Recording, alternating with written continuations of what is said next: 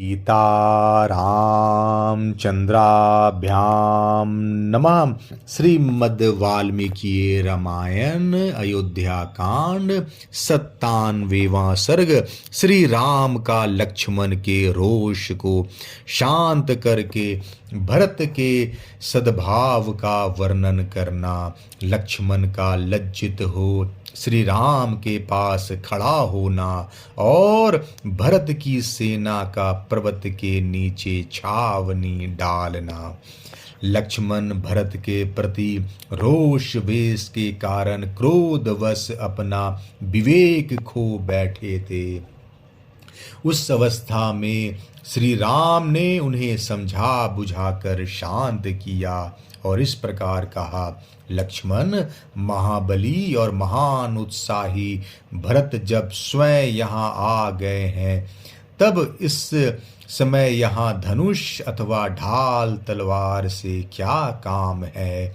लक्ष्मण, पिता के सत्य की रक्षा के लिए प्रतिज्ञा करके यदि मैं युद्ध में भरत को मारकर उनका राज्य छीन लूं तो संसार में मेरी कितनी निंदा होगी।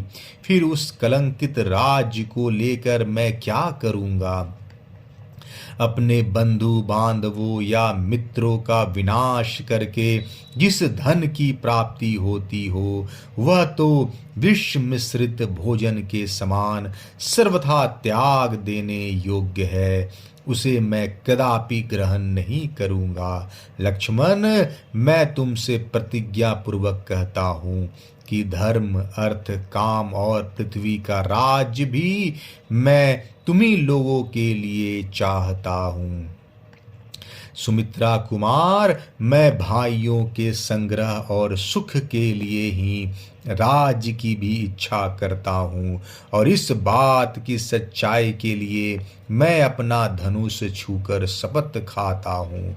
सौम्य लक्ष्मण, समुद्र से घिरी हुई यह पृथ्वी मेरे लिए दुर्लभ नहीं है, परंतु मैं अधर्म से इंद्र का पद पाने की भी इच्छा नहीं कर सकता। मानद, भरत को, तुमको और शत्रुघ्न को छोड़कर यदि मुझे कोई सुख मिलता हो तो उसे अग्नि देव जलाकर भस्म कर डालें। वीर पुरुष प्रवर भरत बड़े भ्रात भक्त हैं, वे मुझे प्राणों से भी बढ़कर प्रिय हैं। मुझे तो ऐसा मालूम होता है भरत ने अयोध्या में आने पर जब सुना है कि मैं तुम्हारे और जानकी के साथ जटावल्कल धारण करके वन में आ गया हूँ, तब उनकी इंद्रियां शोक से व्याकुल हो उठी है और वे कुल धर्म का विचार करके स्नेह युक्त हृदय से हम लोगों से मिलने आए हैं। इन भरत के आगमन का इसके सिवा दूसरा कोई उद्देश्य नहीं हो सकता।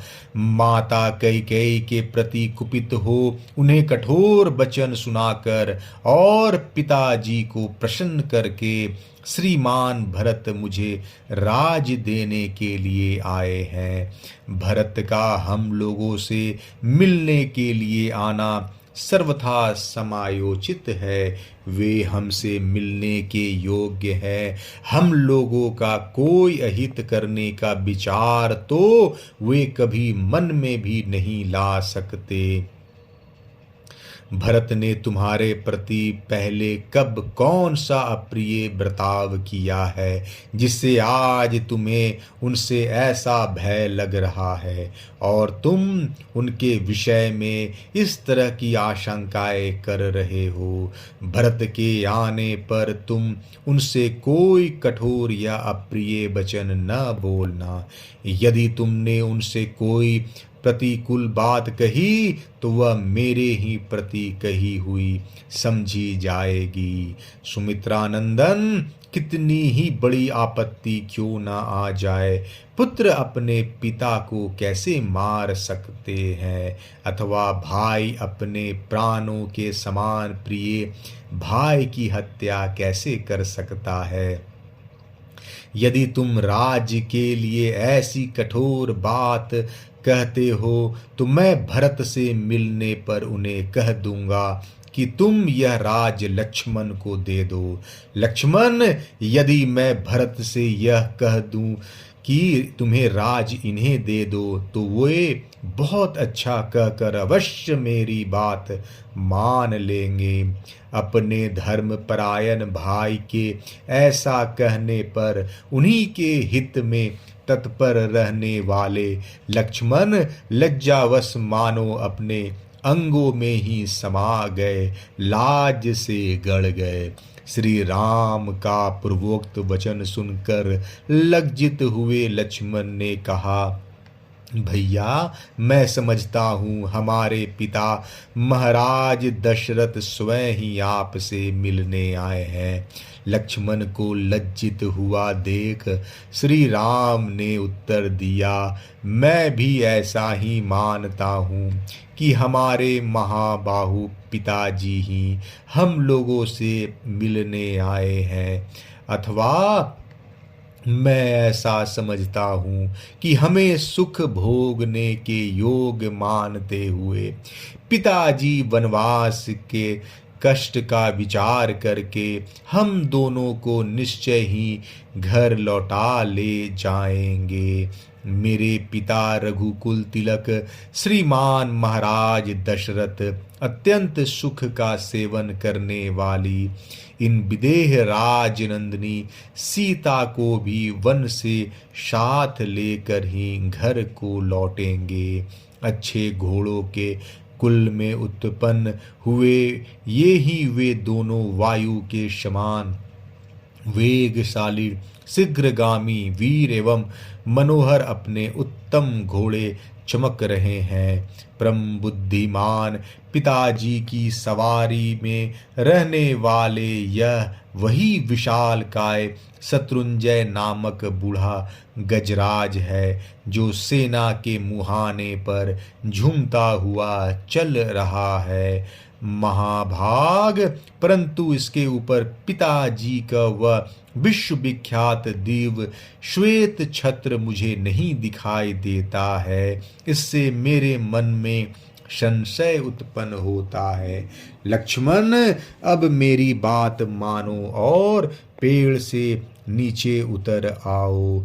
धर्मात्मा श्री राम ने सुमित्रा कुमार लक्ष्मण से जब ऐसी बात कही तब युद्ध में विजय पाने वाले लक्ष्मण उस शाल वृक्ष के अग्रभाग से उतरे और श्री राम के पास हाथ जोड़कर खड़े हो गए। उधर भरत ने सेना को आज्ञा दी कि यहाँ किसी को हम लोगों के द्वारा बाधा नहीं पहुंचनी चाहिए।